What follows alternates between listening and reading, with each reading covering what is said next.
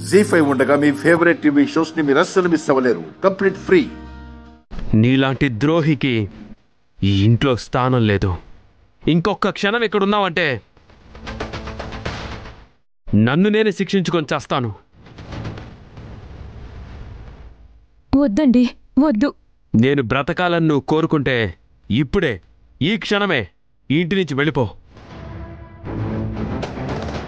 లేదా నా చావును చూసి విధవగా ఈ ఇంటిని నువ్వు వేలుకో.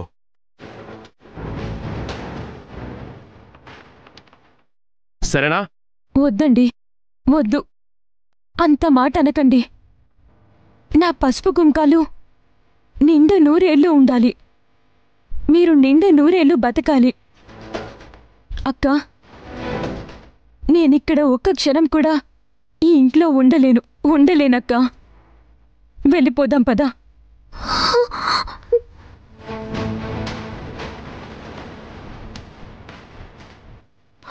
అది కాదు చెల్లి. వద్దక్క. నేను జీవితాంతం ఆయనకి తోడుగా ఉంటే తను జీవితకాలం సంతోషంగా ఉంటాడని నమ్మి ఈ ఇంటికి కోడలిగా వచ్చానక్క.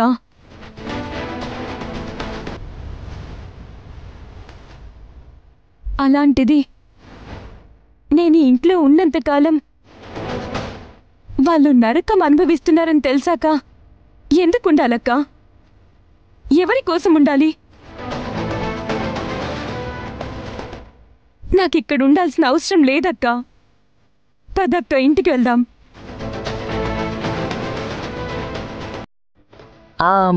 విన్నావు కదా చిట్టి,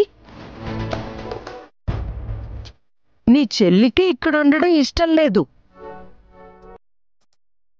ఇంకా ఎందుకు తమరు పోరాడతారు?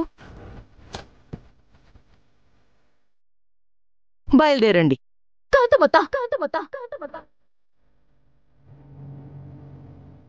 నా చెల్లి నిన్ను తన తల్లిదండ్రులతో సమానంగా పోల్చింది. నిన్ను దేవతలా చూసింది.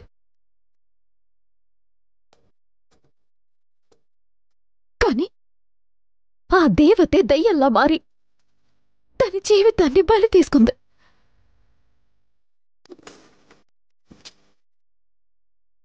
ఈ పాపం నిన్ను బోరికి వదిలిపెట్టదత్తా.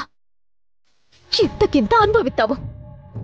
ఇంతకి బందరేట్లో కుమిలి కుమిలి ఏడుతావు.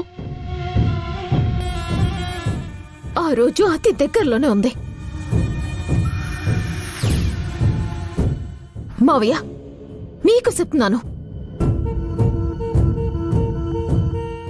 ఏ పాపం చెయ్యని నా చెల్లితో కన్నీరు ఎట్టించి గుండెలు పగిలేలాగా ఏడిపించి మరి ఇక్కడి నుంచి పంపించేస్తున్నారు.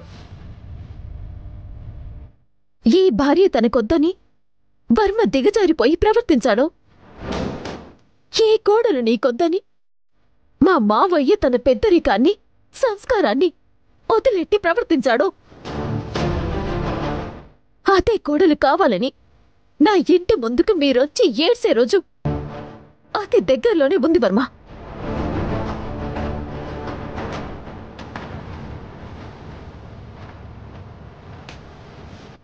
ఆ రోజు నా చెల్లికి మా బాబాయికి క్షమాపణ చెప్తేనే గాని నా చెల్లెళ్ళు నీ ఇంటి గడప తొక్కదు. ఇది ఈ చిట్టి బసపతం.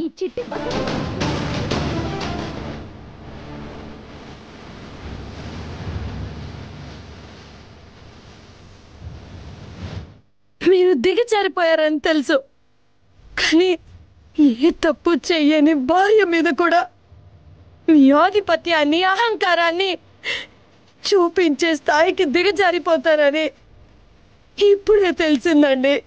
ఇప్పుడే తెలిసింది. అమ్మా, తప్పు చేసింది ఎవరు? మీ అన్నలు కాదు. అలాంటి మీ అన్నల్ని వదిలేసి నా తండ్రిని తప్పు పడతావేంటి? నార్మై పాపిష్టి ఎదవా, నిన్ను నా కొడుకు అని చెప్పుకోవడానికే నాకు అసహ్యం వేస్తుందిరా. ఎవరా తప్పు చేసింది? ఎవరు? నాన్న. అసలు మా ఆస్థానంలో, మా సంస్థానంలో మీ నాన్నకున్న స్థానం ఏంటో తెలుసా?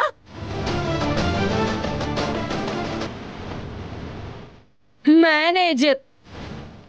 కేవలం మా అన్నగారు 10,000 రూపాయలు పడేస్తే జీతం డబ్బుల కోసం పనిచేసిన సామాన్యమైన మేనేజర్.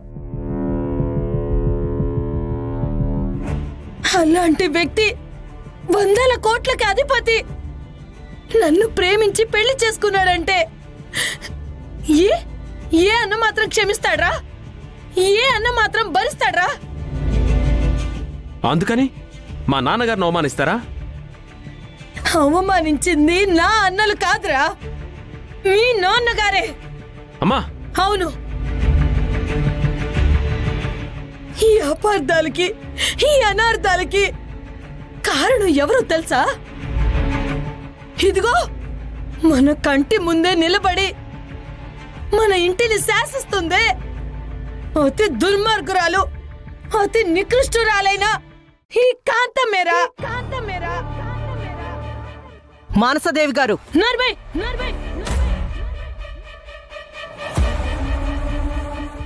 పాపిష్టిదానా, ఆ రోజు నేను నీ దగ్గరకొచ్చి నేను రఘురామ్ గారిని ప్రేమిస్తున్నాను, ఈ విషయం మా అన్నయ్యలతో చెప్పి నా పెళ్లికి ఒప్పించు అని నీతో చెప్తే నువ్వేం చేసావు?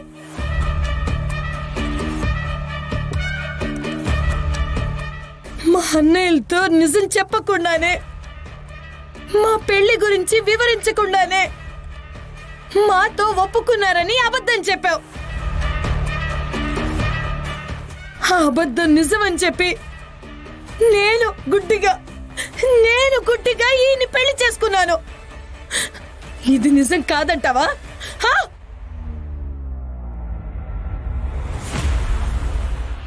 జీ5 యాప్ డౌన్లోడ్ చేసి అన్ని ఎపిసోడ్స్ పూర్తి ఉచితంగా చూడండి.